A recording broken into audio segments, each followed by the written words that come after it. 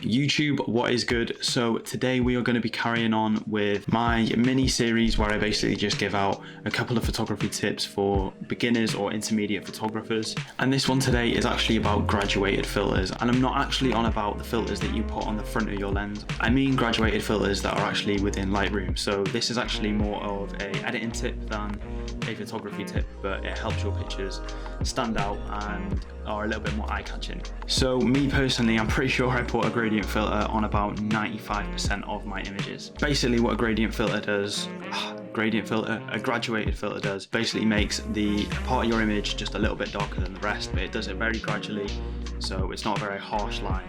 On this image here that I'm going to throw up on the screen, you can actually see that I used two. So there's one at the top where I used to blow out the whites, and then there's also one at the bottom where I made it a little bit darker and crushed the blacks a little bit more. So then it actually draws your attention to the middle of the image, which is actually where the subject is and where I wanted the main focus of the image to be.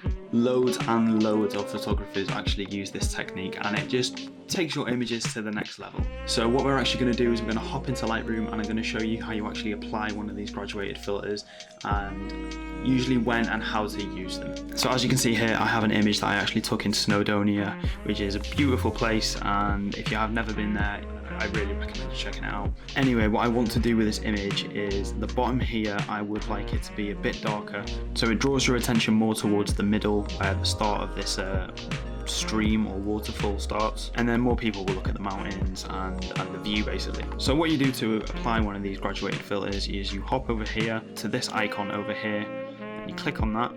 So then what you do is you basically drag and pull, so I think that looks perfect there, and then you just come over to the effects tab here and you can just move your sliders, and I think that looks good, and it will only affect the part that is selected of the image, so where you actually put the graduated filter. So there you have it. That to me is a finished image, and I'd be happy to post that on either my Instagram or my portfolio.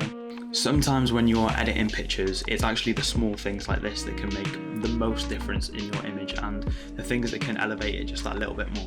Anyways guys, that is all I have for you today. If you did enjoy the video, please leave a like down below, and also subscribe as well if you're not already. And I will see you in the next one. Peace.